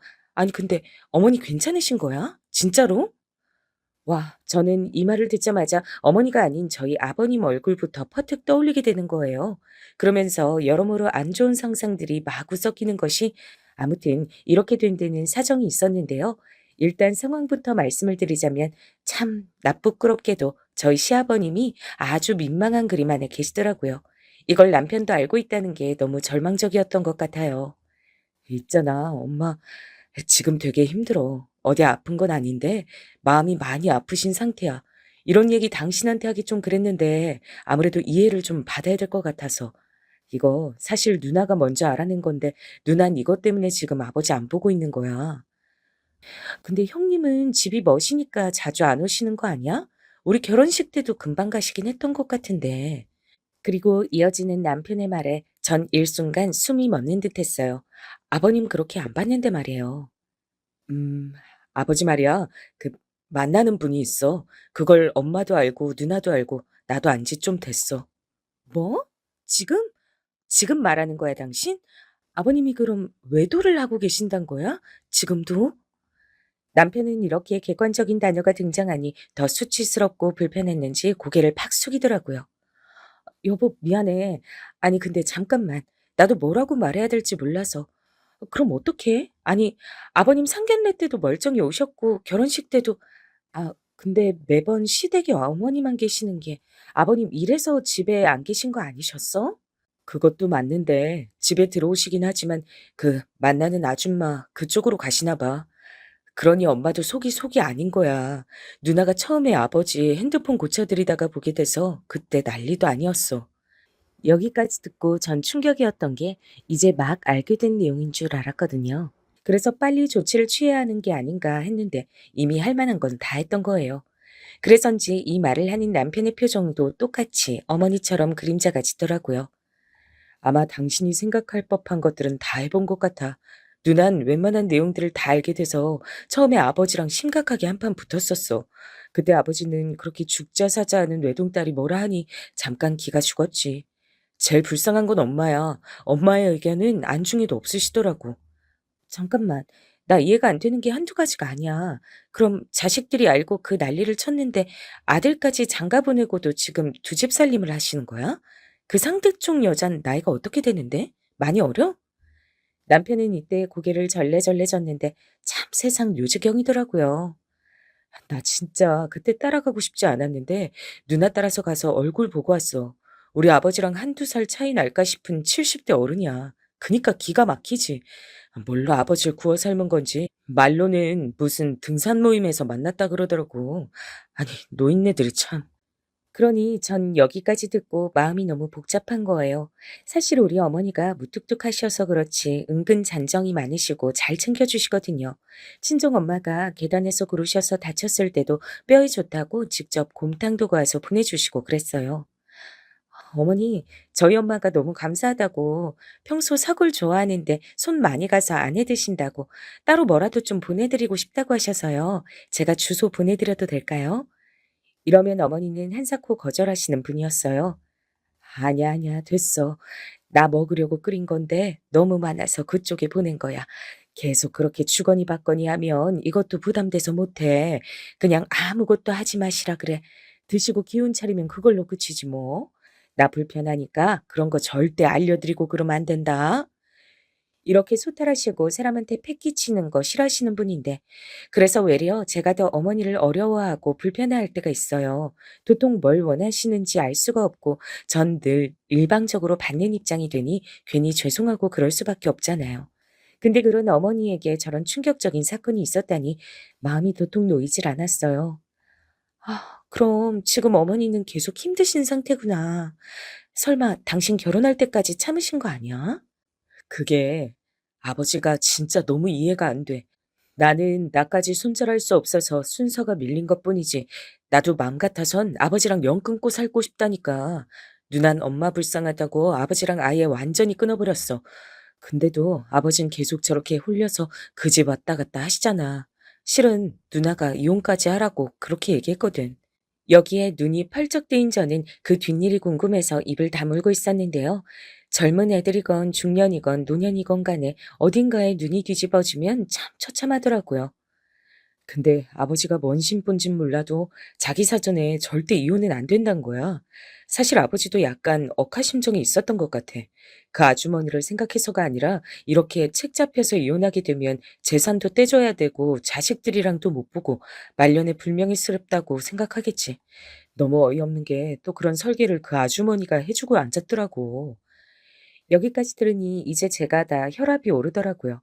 나이 70이나 먹어서 별 미친 늙은 여우가 다 있다 싶었어요. 여기까지 들으니까 내가 다 화가 날 정도네. 어머니가 맨정신에 견디신 게 용하게 느껴질 정도인데, 근데 어머닌 어떻게 하고 싶으신 거야? 나도 모르겠어. 그냥 이렇게 엄마 비위만 맞추고 있을 뿐이지. 나도 결혼해서 내 인생 잘 살아야 되는데 엄만 엄마대로 걸리고 당신한테도 미안하고 그냥 여러 가지 감정을 느껴. 사실 나랑 누난 엄마가 안쓰러워서 우리 딴에 머리도 굴려봤어. 아버지를 왕따 시킨다든가. 저는 그것도 제법 효과적이라고 생각했는데 아니었나 봐요. 아버진 우리끼리 뭉칠수록 그 아주머니네 놀러 갈 시간이 넘쳐나니까 더 그쪽 가서 사시는 거야. 그러니 엄만 더 우울할 수밖에. 평생 없이 살고 그렇게 아껴가면서 자식들 키워놨는데 아버지만 뺀질하게 얼굴은 윤이 나고 비슷한 또래 아주머니랑 바람나니 힘드실 거야. 여기서 전 아주 개인적인 의문이 생겨 물어봤어요. 그럼 당신도 혹시 그분 얼굴 봤어? 아닌가? 볼 일이 없었으려나? 왜 없었겠어? 누나랑 같이 쫓아가서 본 적 있지. 아주 곱상하게 생기셔가지고 왜 우리 아버지를 만나는지 모를 정도였다니까. 남편 말론 그냥 귀티나는 할머니였다곤 하는데 참 그 나이 먹어서 그렇게 눈 맞을 일이 뭔지 모르겠더라고요. 아무튼 이때 결론은 완전히 고구마가 되어 아버님만 살판이 나신 상황이더라고요. 제 앞에선 세상 그렇게 자애롭고 인자해 보이시던 아버님인데 그런 모습을 갖고 계실 줄 몰랐어요. 저희 친정엄마도 이 사실을 듣고 너무 속상해 하시더라고요. 옛날에야 그런 일들이 많았다지만 요즘도 내 세대에 나이 처먹고 그런 인간들이 있을 줄 몰랐다. 딱 그 꼴 아니야. 네 외할머니도 그래서 고생하고 병 얻으신 거 아니니. 그래도 외할아버진 지은 죄가 많아서 오래 못 사시고 가시긴 했다만 사실 이것도 참 별로긴 한데 엄마 말론 그 시대엔 큰어머니, 작은어머니 하며 첩들이 아예 방을 차지하고 살았다고 하는 거예요. 뭐 지역별로 다를 수도 있지만 그렇게들 살던 시대였어. 우리 집도 그랬고. 난 그 작은 엄마네 따라다니던 오빠가 아직도 잊혀지질 않아. 나중에 병 얻어서 죽었다지. 난 천벌 받은 거라 생각해. 외할아버지가 진짜 모질고 못된 게 어떻게 첩자식 밥까지 챙겨 먹이라고 하니? 그렇게 술이나 드시고 헛짓하시니 오래 못 살고 가신 거지. 첩도 첩자식도 편히 못 살고 말이야. 이런 뒷얘기까진 몰랐는데 들어보니 정말 절망적이긴 하더라고요. 아무튼 엄마 말 맞다나 요즘 시대에도 이렇게 마음고생하고 아무것도 못하시는 어머니가 너무 안쓰러웠어요. 그러고 한 6개월쯤 지나 저희에겐 예쁜 아기 천사가 찾아왔고요. 그러다 보니 저도 시댁에 신경 쓸 새가 없었답니다. 남편도 그때 대장에 뭐가 있다고 해서 간단히 수술도 하고 서로 건강 챙기고 하느라 정신 없었어요. 하지만 임신 소식에 무척 기뻐해 주셨던 어머니 그제서야 좀 살 소망이 있다고 하시더라고요. 내가 진짜 인생에 낙이 하나도 없었는데 우리 정민이 얘기라고 하니까 너무 기대가 되고 행복하네. 얼른 보고 싶다 나도. 그러시면서 저한테 내내 뭐 먹고 싶은 것이 없는지 저 먹을 거 챙겨다 주시고 했어요. 나도 옛날 사람이라 너무 뒤처진 걸 수도 있는데 내가 애들 낳을 땐 그렇게 속꼬리 구워 먹고 뭐도 하고 그랬어. 너도 사골 잘 먹니? 그러시면서 하나하나 다 물어보고 해주시고 저도 중간엔 염치불구하고 부탁도 드렸어요. 사실 어머니는 제가 뭐 만들어 달라고 하면 좋아하셨거든요. 어머니, 저 요즘 어머니 김치찌개가 너무 먹고 싶어요. 그 돼지고기 앞다리살 팍팍 넣은 거요. 그렇게 말씀드리니 기분 좋게 한 솥을 끓여다 가져다 주셨고 잘 얻어먹고 애기도 잘 낳아서 집으로 왔답니다. 그러고 얼마쯤 지났을까요? 제가 한창 육아일기를 쓸 무렵이니까 애기 한 50일쯤 지났을 무렵인데요. 이때 저는 남편으로부터 청청병력 같은 소리를 듣게 되었어요. 여보, 엄마가 암이래. 누나가 지방에서 급히 올라와서 같이 가드렸는데 상황이 심각해. 저도 이때 늦게 여기저기 연락이 다 어머니의 상태를 알게 됐는데요. 이미 많이 조치가 늦은 시한부 상태란 걸 알고 얼마나 놀랐는지 몰라요. 남편은 어찌할 줄 몰라 착잡해하고 밤마다 잠도 못 자고 내내 침울한 얼굴이 됐죠. 참 웃긴 게 그동안 그렇게 코빼기도 안 비추고 집에 잘 안 오던 아버님도요. 심각한 상황이 돼서 그런지 그땐 슬슬 드나드시더군요. 엄마 이번에 항암 때 아버지가 옆에서 왔다 갔다 하시긴 했는데 그것도 진짜 못 볼 꼴이야. 누나랑 아버지랑 서로 안 마주치려고 피해 다니는데 이게 뭔 짓인지. 게다가 아버님은 눈치도 참 너무 없으셔서 이때 마주친 저에게 이런 말씀까지 하시는 거예요. 아이고 우리 며느리. 그래 우리 민우도 잘 크고 있지? 민우 사진 좀 보내봐라. 아주 여기저기 자랑하고 싶은데 정민이 노통 보낼 줄을 몰라. 아, 네, 아버님 보내드릴게요. 저도 이렇게 말은 하면서 참 기분이 별로더라고요. 평생을 그렇게 헌신하며 살아온 아내가 오늘 내일하고 치료를 하고 있는데 손주 사진 보내라고 들떠 있으시니까요. 그리고 이건 당시 저만 눈치챘던 건데 이때 아버님이 드나드신 것도 다 그 따로 만나는 분이 짜준 그림이더라고요. 제가 핸드폰 받아서 대신 영상이랑 사진 보내드리다가 의도치 않게 톡을 보게 됐는데요. 어휴, 가관도 아니네요, 진짜. 재관 씨, 가서 마누라 돌봐주고 인사도 하고 애들이랑도 얘기도 하고 그래요. 이제 얼마 안 있으면 갈 사람인데 얼마나 안 됐어요. 난 재관 씨가 더 안 됐어요. 그래도 가정 잘 지켜야 하니까 우리 재관 씨도 대접받고 해야 하다니까 시간 잘 보내고 와요. 재관 씨 좋아하는 감자탕 끓여줄게요. 이야, 아주 대단한 위인이 납셨더라고요. 저도 그럼 안 되는데 위로 슬슬 올려보니까 둘이서 얼마나 어딜 놀러 다녔는지 춘천이며 어디며 놀러가서 찍은 사진들이 쭉쭉 나왔어요. 이걸 남편한테 말해야 되나 고민하다 참았는데요. 시간이 좀 흘러 그날이 되니 도저히 못 참겠더라고요. 여기서 말하는 그날은 그렇게 마음고생하시고 고되게 사셨던 저희 어머니가 소천하신 날이에요. 사람의 인생이란 게 참 거짓말처럼 눈앞에서 사라지더군요. 아프신 것도 충분히 봤고 사실상 어머니랑 알아온 시간이 그리 길지 않았는데도 실감이 안 났어요. 근데 그날 그 장례식장에 그 아주머니가 온 거예요. 저도 눈으로 직접 본 건 처음이지만 이전에 아버님 핸드폰으로 얼굴을 본 적은 있어서 그렇게 막 낯설진 않았답니다. 그런데 문제는 이날 장례식장에 우리 남편이고 형님이고 다 있었단 말이에요. 형님은 이때 눈이 완전히 돌아서 그 아주머니 멱살을 잡으려는 걸 남편이 뒤에서 뜯어 말렸어요. 누나, 누나, 참아, 참아. 안 돼, 안 돼. 큰일 나. 하지 말라고. 이 미친 할마씨가 여길 어디라고 와? 아버지 진짜 나 죽는 꼴 보고 싶어요? 아버지가 제일 미쳤어. 다 가만 안 둘 거야. 형님은 이때 거의 실성하기 직전이었고 막 엉겨붙으려는 걸 남편과 아버님이 달려들어 떼어놨고요. 아버님은 저의 표정을 보시더니 저도 안다는 걸 느끼시고 고개를 푹 숙이시더군요. 적어도 저는 그래도 이후로 뭔가 잦아들지 않을까 나름의 기대를 했어요. 장례식장에서 그 꼴을 쳐가고 본가고 상관없이 다 보일 정도의 다른 옆쪽 공간 사람들까지 구경을 올 정도면 인간이 뭔가 느끼는 게 있어야 되잖아요. 근데요, 정말 제 귀로 듣고 눈으로 보고도 믿지 못할 상황을 경험하게 됐어요.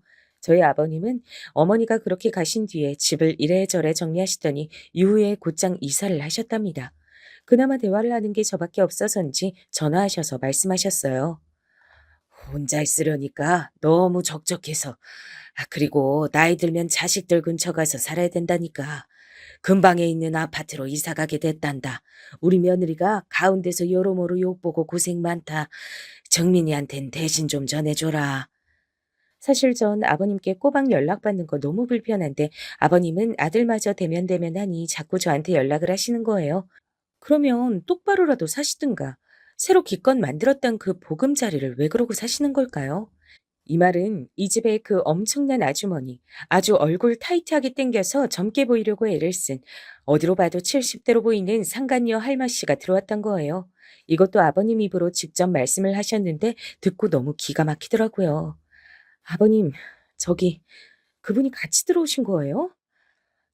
그러면 아무래도 저희 남편이랑 같이 찾아뵙긴 힘들 것 같은데요. 그런데 여기서부턴 아버님도 슬슬 화를 내시더라고요. 대체 노년에 왜 이렇게 욕심이 많으신 걸까요? 정말 사람의 욕심은 끝이 없는 것 같아요. 그니까 며느리 네가 그런 역할을 좀 해줬으면 좋겠어서 연락한 거 아니냐. 너도 알다시피 내가 유진이랑은 안 보고 산지 좀 됐다.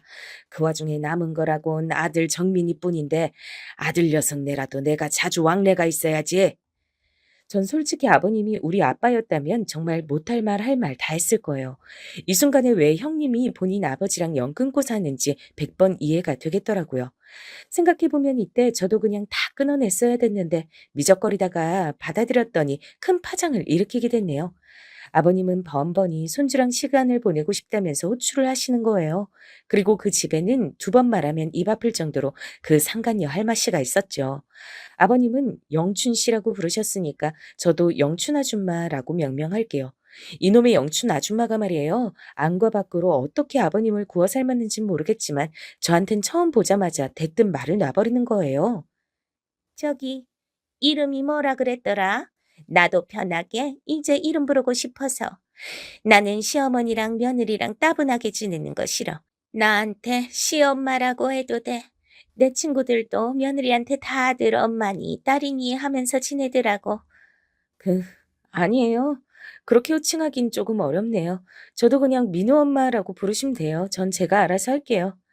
그랬더니 갑자기 표정이 표독스럽게 변하더니 우리 남편 눈은 쳐다보지도 못하는 주제에 말을 막 하더라고요. 어머, 우리 며느리 생각보다 되게 기가 세네. 아버님이 그러라고 부르는 게 아닐 텐데 말이야. 있잖아. 뭘 모르나 본데 나한테 그렇게 막 하면 안 돼. 이제 내가 그쪽 시아버지랑 같이 사는 사람이야. 그럼 뭐겠어? 시어머니지. 불편하지 말라고 먼저 편하게 해주겠다는데 아랫사람이 그렇게 말하면 안 되는 거야. 저 말발로 조곤조곤 아버님을 구워 삶고 튀기고 별걸 다 해먹었구나 싶어 아주 절로 혀를 내두르게 됐답니다. 그런데 너무 웃기는 게요. 저 다음날 아버님한테 불려가서 혼난 거 있죠? 아주 웃기지도 않아요, 진짜. 민우애미야, 너 왜 우리 영춘 씨한테 그렇게 날쌔게 대하냐? 이제 같이 살고 이 사람 말이 뭐 그리 잘못됐어? 나랑 같이 살면 부부고 네 시엄마가 되는 게 맞는 거지. 당장 갑자기 바꾸려니까 어색하고 할지 몰라도 어머니라고 불러라. 영춘 씨가 아주 많이 서운해한다. 와, 저는 무슨 옛날에 집 나갔다 돌아온 아빠랑 같이 살게 된 마냥 어머니 계실 때 연락도 없고 잘 얼굴도 안 비추시던 시아버지랑 자주 보게 된 것도 불편하거든요. 근데 무슨 상간녀 할머니를 끌고 들어와선 시어머니라고 부르라니 이건 남편이 봐도 못할 짓이잖아요. 근데 이때 아버님이 너무 비겁하게 한수를 두시더라고요. 아마 정민이도 싫어하고 서로 불편할 거 안다. 근데 상황이 이렇게 된 걸 어쩌겠어. 간 사람은 가고 사는 사람들은 또 살아야지. 계속 이렇게 자식들이 척을 지니까 살 수가 있나. 이런 말까지는 안 하려고 했다만 영춘 씨네 아들, 딸이 얼마나 나한테 잘하는지 아냐? 좀 극단적으로 말해서 자꾸 이런 식이면 나도 재산 못 물려준다 전해라. 생각들이 없어 생각이. 야, 참. 부모가 말년에 수치를 저지르고선 자식에게 돈을 인질 삼아서 강제 효도를 요구하다니 이게 뭐예요, 정말. 게다가 그 재산은 아버님 혼자 일구신 게 절대 아니란 말이에요. 저희 엄만 여기까지 듣고 답답해서 가슴을 치셨어요. 내가 볼 땐 니네 시어머니 잘못이 크다. 아니, 아니, 지금 그 미친 옆했네 말고 돌아가신 네 시어머니 말이야. 남편이 그렇게 밖에 나가서 딴 여자랑 그러고 있으면 소송을 걸어서라도 이혼을 하고 재산을 나눴어야지. 그걸 남편이 저렇게 피하고 도망 다닌다고 아들 결혼시킬 때 추문 없게 하려고 참는 게 답이야? 이게 뭐야. 죽어서도 결국 자식들이 마음고생하잖아. 지 엄마가 얼마나 불쌍하고 재산까지 첩들한테 뺏기게 생겼네. 아, 엄마 그만해. 나 충분히 속 터지니까. 그럼 나는 지금 뭘 하면 되는 거야? 남편도 남편이지만 나는 아버님이랑 그 할머니 얼굴 계속 봐야 된단 말이야. 그러니 엄마는 이때 진심인 듯 아닌 듯, 묘안인 듯, 맞는 듯한 소리를 던지고 전화를 끊었답니다. 뭘 어떡하겠어. 일단은 인질 잡고 저러면 맞춰주는 척 해야지. 그 할마씨가 그렇게 뒤에서 조종한다며. 둘이 붙어먹어서 그 지경인 거니까 찢어놓으면 되지. 그럴 자신 있으면 참고 지내고 자신 없으면 다 포기하고 그냥 의절해야지 뭐. 새삼스레 저는 이때 아버님이 너무 가증스럽게 느껴지는 거예요.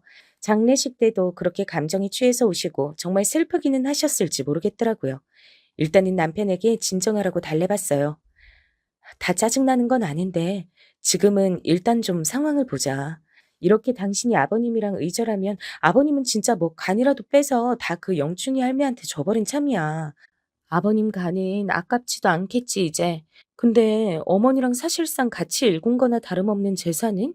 그거 그 집 그 불량한 아들 딸내미들이 아주 침을 흘리고 달려들 텐데.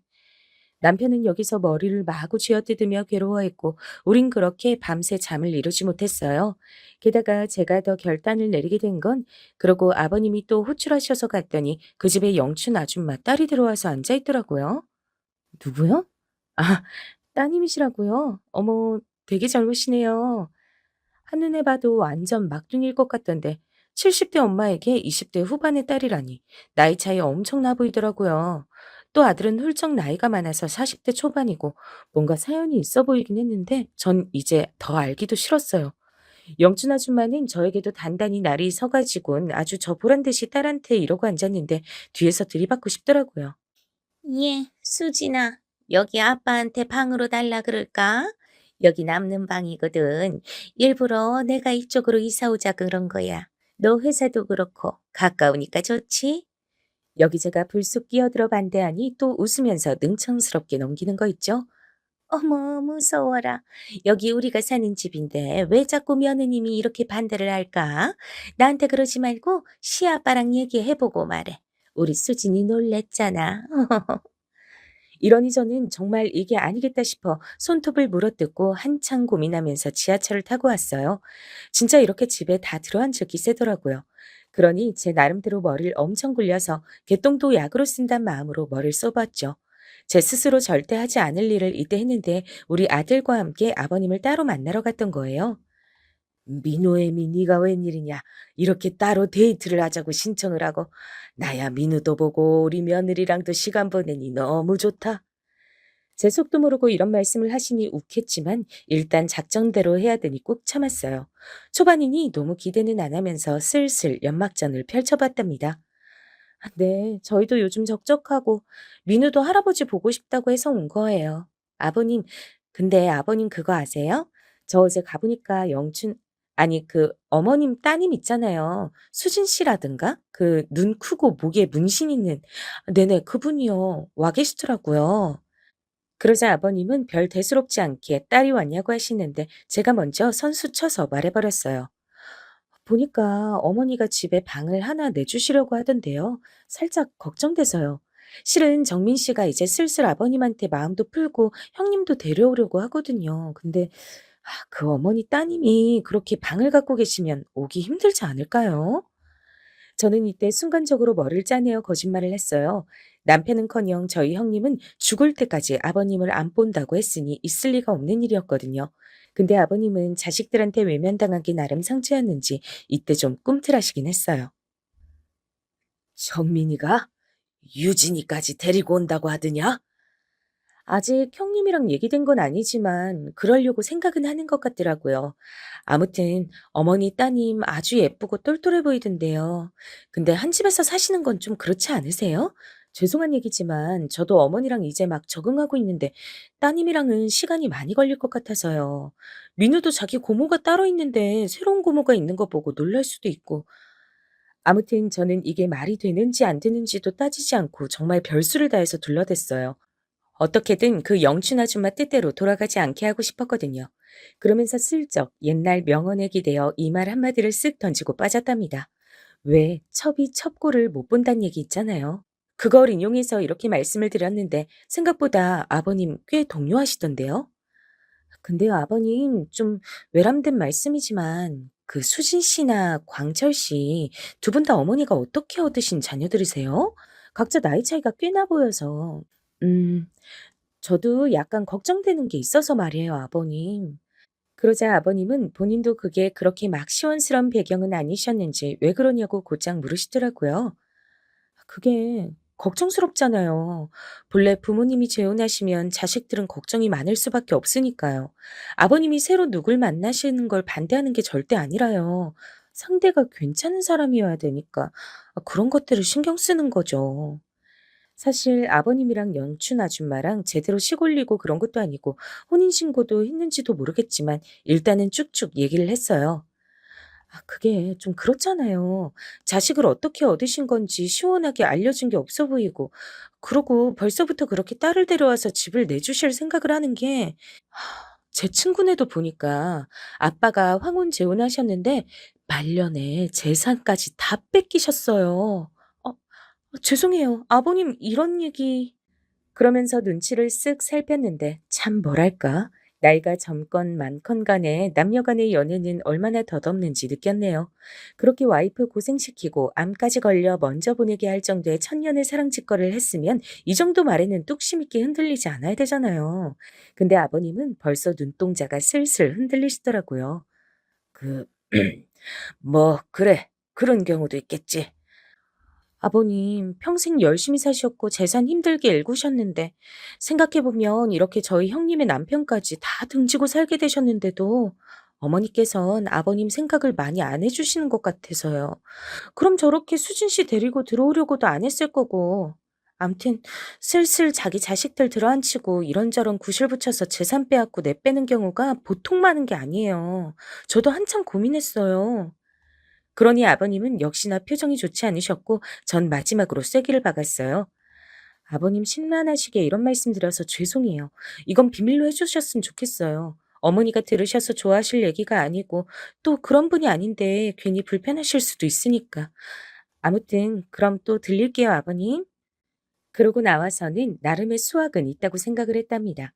그러고 분위기를 보아하니 아버님께선 진짜 영춘 아줌마한테 얘기를 안 하신 것 같더라고요. 왜냐면 그 후에 영춘 아줌마가 저를 대하는 분위기에 딱히 차이가 없어 보여서요. 이런 상황을 일단 남편에겐 얘기하지 않은 채 전 조심스럽게 이 상황을 이어갔어요. 먼저 저를 불러다가 만나자고 하시기에 저도 아버님 댁에 갔죠. 아시다시피 이번에 재관 씨 생신이잖아. 다 같이들 모여서 축하하면 좋을 것 같아. 이번에 우리 아들, 딸도 오라 그래서 같이 밥 먹을까 하는데 며느님은 어떻게 생각해? 이렇게 가족이 됐으니 다 같이 인사하고 그럼 좋잖아. 얼씨구, 이젠 더 자기 영역을 넓혀가지고 아예 자리를 깔고 앉으려고 하더라고요. 그래서 저는 조심스레 물었어요. 저야 뭐, 근데 혹시 아버님이랑은 얘기가 되셨을까요? 아니, 아직 재관 씨랑은 얘기 안 했어. 수진이도 이번 기회에 제대로 인사시키려고. 뭔가 딱 보니까 아버님이나 영춘 아줌마나 의붓 자식들을 어떻게 할지 서로 대화하는 건 없어 보이더라고요. 그래서 전 얼른 틈새에 끼어 말했어요. 저번에 이제 시어머니가 되셨으니 뜻에 좀 따라줬으면 좋겠다고 하셨잖아요. 그래서 저도 많이 고민해봤고 거기 맞추려고 해요. 근데 조심스럽게 드리고 싶은 말씀이 있어서요. 그 자녀분들 부르는 건 약간 신중하셔야 될 것 같아요. 어머, 왜? 우리 애들이 여기 드나들지 못할 게 뭐가 있어? 난 걔들 엄마고 새로 아빠가 생겼는데 말이야. 그래서 저는 즉각 나중에 걸려도 상관없을 얘기를 슬쩍 던져봤어요. 그때 가선 그때 다시 핑계를 대면 되지 않을까 싶었거든요. 일단 저 자체가 이 할마 씨가 너무 밉고 어머니 자리를 꿰차고 이런 그림을 만드는 게 진절이 나기 싫었어요. 저희 아버님, 어머니 떠나보내신 지 얼마 안 됐는데 첫 생신에 바로 그렇게 자녀분들 불러들이시면 너무 환경이 많이 바뀌어서 저희 남편도 불편해하고 그게 전해지지 않을까요? 그러면 아버님도 좀 생각이 많아지실 텐데요. 잘 아시겠지만 아버님은 집안 시끄러워지는 거 싫어하시니까요. 그렇게 신중하게 계시다가 이제 같이 살게 되신 건데 한 텀 지나가고 모여도 될 것 같은데요. 저도 대충 둘러댄 거긴 한데 이 영춘 아줌만 끝내 제가 못마땅한지 들을까 말까 한 표정이더라고요. 그래서 전 더 말을 못했어요. 그리고 아버님 생신이니까 어쩌면 저희 형님도 오실 거예요. 아버님이 저희 형님한테 꼼짝 못 하시는 거 아시니까 팁을 드리는 건데, 그, 너무 아버님이랑 잘 지내는 것처럼 계시면 형님 많이 불편해 하실 거예요. 말이 좀 이상하긴 한데, 암튼요. 형님이 오실 리도 없는데 전 괜히 군기 잡는 양 긴장도를 팍 올려서 말했고요. 당연히 이 할마 씨는 기분 나빠하더라고요. 저보고 선 넘지 말라더군요. 보자 보자 하니까 이봐 며느님 어디서 지금 내 머리 위에서 놀려 그래? 내가 그 정도 앞가림도 못할 줄 알아? 말 나와서 말인데 나 볼장 다 보고 무서운 거 없어. 말년에 노인네 둘이서 잘 살아보고 내가 알아서 하겠다는데 나서지 말라고. 나는 자기한테 명령하려고 부른 거지 내가 잔소리 듣겠다고 불러 매시는 줄 알아? 이러면서 아주 밉살맞게 말씀을 하시대요. 저도 속으로 안 좋은 말이 훅 하고 올라왔는데 일단 참고 저 역시 톡 쏘아붙였어요. 어머, 저도 잘 지내보려고 드린 말씀인데 화가 많이 나셨네요. 근데 너무 그렇게 날 세우고 자식들이랑 사이 안 좋게 지내는 거 티나시면 안 좋아요. 저희 아버님도 우리 어머니 계속 붙들고 사셨던 건 자식 때문이지 않겠어요? 근데 며느리인 저부터 시작해서 우리 남편이랑 형님이랑 계속 그렇게 척지시면 앞길 고단하실 텐데. 그러자 이 할머 씨는 손살을 치면서 저보고 저리 가라고 짜증을 내는 거예요. 아, 됐어. 이제 그쪽이랑 볼 일 없으니까 가봐. 원. 오냐 오냐 하고 들어줬더니 아주 기고만장 괘씸하기 짝이 없네. 날 아주 손바닥 안에 놓고 갖고 놀라 그러네. 웃겨서 아주. 저도 이때 눈 하나 깜짝 안 하고 진짜 너무 얄밉고 열이 확 올라서 따다다 차분하게 반박했어요. 어머, 이 집은 어머니만 사시는 집이 아니에요. 전 며느리로서 아버님 챙기러 온 건데. 그렇게 가라 마라 어째라 하시면 안 되는데. 말씀드렸잖아요. 자식들이랑 자꾸 이렇게 트러블 생기면 어머니만 곤란하시다니까요. 전 시집 온 이래 계속 어머니랑 잘 지냈고요. 이제 새어머니가 되신다고 하니까 팁을 드리는 거예요. 저한테 그런 식으로 말씀하시면 저도 그냥 듣고 있는 성격은 아닌데. 이러면서 저도 약간 으름장 놓으면서 인상 하나 찌푸리지 않고 눈 똑바로 보며 말했어요. 그러면서 내심 진짜 이딴 할망구 옆했네한테 당하며 소가리만 하시다 가신 우리의 어머니 생각이 불쑥 떠오르더군요. 그러면서 오기가 막 생기는 거예요. 너 따위 막 구르다 온 인생이 승승장구하는 꼴을 내가 그냥 볼까 보냐 싶었어요. 굳이 우리 남편이나 어머니의 복수라기보단 진짜 보면 볼수록 보통 악질이 아니더라고요. 이 할망구, 물론 우리 아버님은 여기서 스리슬쩍 넘어갈 대상은 아니에요. 공범이긴 한데 아버님은 일단 뒤로 넘기고 이 할마 씨부터 처단하고 싶었어요. 엄마한테 중간에 보고를 했더니 듣고 기겁을 하시더군요. 어머, 별 미친 노인네가 다 있네, 진짜. 나는 생각할수록 네 돌아가신 시어머니 불쌍하고 짠해 죽겠다. 사람이 어쩜 그렇게 순해가지고 속만 터지고 아파서 병 얻어서 먼저 가고 머리채라도 한 번은 잡았어야지. 속으로 얼마나 애를 태웠을까, 진짜. 너도 끝까지 물고 놔주지 말어. 내가 아주 다 속이 상해서 못 듣겠어, 정말. 엄마 말 맞다나 전 절대로 봐주지 않을 심산이었어요. 이 와중엔 남편에게도 일절 아버님과 그 할망구 얘기는 하지 않고 혼자 쭉쭉 진행을 했어요. 바로 아버님 생신 준비한다는 핑계로 안 그래도 근처로 이사를 오셨으니 틈만 나면 시댁에 들렀죠. 저 왔어요. 아버님께 생신 준비한다고 말씀드리니 비밀번호 알려주셔서요. 냉장고 좀 봐도 되죠? 그러니 소파에 대자로 퍼져 있던 할마 씨는 곧장 일어나서 인상을 막 쓰더라고요. 그리고 그 딸내미는 한쪽에서 이미 자고 있길래 제가 곧장 눈치를 줬어요. 그 뭐지? 수진 씨라고 했던가? 여기 이러고 있으면 안 되는데. 일어나서 세수라도 하고 오든지. 여기 이렇게 막 와서 자고 놀고 그러면 안 돼요. 저기 어머니, 아버님은 아직 모르시지 않아요? 우리 남편도 이때 저녁에 여기 들릴지 몰라요. 얼른 수진 씨 보내는 게 좋으실 것 같은데. 그러자 할마 씨는 아주 눈에 불이 나오게 생겨가지고 입은 억지로 웃으면서 말하더라고요. 내가 알아서 할 거니까 며느님은 신경 안 써도 돼. 근데 자꾸 이렇게 말없이 들이닥치고 하는 게 누가 시어머니고 며느리인지 모르겠네. 내가 재건 씨한테 말할 거니까 생신 준비도 내가 알아서 할 테니까 그만 놔도 돼. 알았지? 어머, 아버님 생신은 자식들이 준비하는 건데요. 예전에도 제가 했었어요. 굳이 하시겠다면 어쩔 수 없지만 식구들 입맛 다 어떻게 맞추시려고요? 저 도와드리려고 온 건데 너무 오해하신다. 어머, 냉장고 꼴이 이게 뭐야? 지금 여기 입주해서 산지 2달도 안 됐는데 저 뭉탱이는 뭐고 아버님은 뭘 드시고 사시는 거예요? 어우, 여기 맥주 좀 버릴게요. 오, 더러워. 이게 뭐야? 이러면서 저는 하나하나 다 음식물 쫙 꺼내서 올리고 창문도 열고 청소한답시고 방문 다 열고 돌아다니면서 살폈어요. 여기에 그 수진인가 하는 계집애가 생짜증을 내고 인상을 쓰길래 전 곧장 아버님께 스피커폰으로 전화를 걸었어요. 네, 아버님, 저 여기 치우러 왔어요. 네네, 생신 준비. 그렇게 대단하게 하는 건 아닌데, 그래도 잘해드리고 싶어서요. 그럼요. 이번에 형님도 오실 거고, 남편도 모처럼 준비한다고 했어요. 근데 아버님, 이건 뭐예요? 이거 치워도 될까요? 이번에 민우도 할아버지 생신이라고 제대로 준비시켜서 오려고요. 에이, 그럼요. 와서 재롱 장난 아니게 부를 테니까 기대하세요. 일부러 크게 통화하면서 시끄럽게 굴고 집 하나하나 열고 뜯고 하면서 들으란 듯이 움직였죠. 나중에 지들이 짜증났는지 그 수진이란 기집애는 나가버렸어요. 그러니 할마 씨는 있는 대로 열이 받아서 제가 전화를 끊으니 뭐 하는 거냐고 짜증내더라고요. 그래서 저도 슬슬 화나니까 은근 긁어댔어요. 그나저나 저희 아버님보다 2살 누나시라면서요? 요즘 할머니들 얼굴에 뭐 많이 맞으시던데 그런 건 안 하시나 봐요. 어린 남자 만나면서 외모 신경 쓰셔야지. 아무리 나이 먹어도 남잔 남자잖아요. 그러다가 오래 채우기도 전에 나가게 되실 수도 있겠어요. 살 안 찌게 조심하셔야 될 텐데 그 연세에 빼짝 굴면서 마르려면 주름은 어떡하고. 어휴, 나이 먹어서 새 살림 차리고 살기 힘드네요. 그죠? 여기서 그만 할머 씨는 저한테 소리를 빽 질렀고 저도 으쓱거리면서 왜 그러냐고 받아쳤죠. 이야, 너 진짜 보자 보자 하니까 이게 진짜 웃기지도 않네. 너 아주 대놓고 나 긁으러 왔지? 네가 뭐야? 이 집 딸년이야 아들이야? 지도 가족도 뭣도 아닌 외인인 주제에 어지간히 꼴값 떨고 앉았네. 너 그러고 용 쓰고 있으면 네 앞으로 돈 얼마라도 떨어질 줄 알아? 딸년 물리치니까 아주 괴물 같은 며느리가 와가지고 더 진상이네 진짜. 너 적당히 까불어. 그래서 저는 이때다 싶어 다시 약을 올렸어요. 이런 반응이 나오길 기다리고 있었거든요.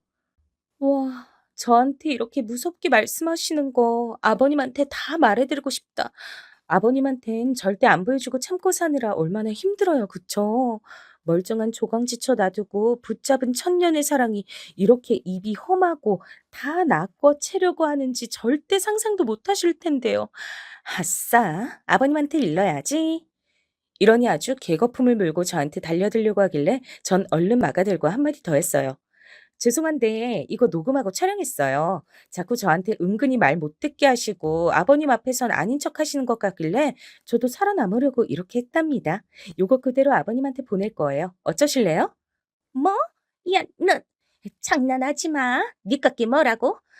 그러자 전 앞에서 핸드폰을 흔들며 다시 말했어요. 농담 아닌데요? 요거 그대로 틀어놔드릴까요? 엿장수가 엿하려고 노래하는 양 아주 구수하게 녹음됐을 거예요. 이 정도로 무너지지 않을 사람이면 저도 응원해드릴 텐데 아까 막말하신 게 너무 많아서 가능할까 모르겠어요. 아, 그리고 이거 증거로 해서 두 분 아직 혼인신고도 안 하셨다면서요? 상간 소송도 생각 중이에요. 우리 어머니 자식들이랑 저.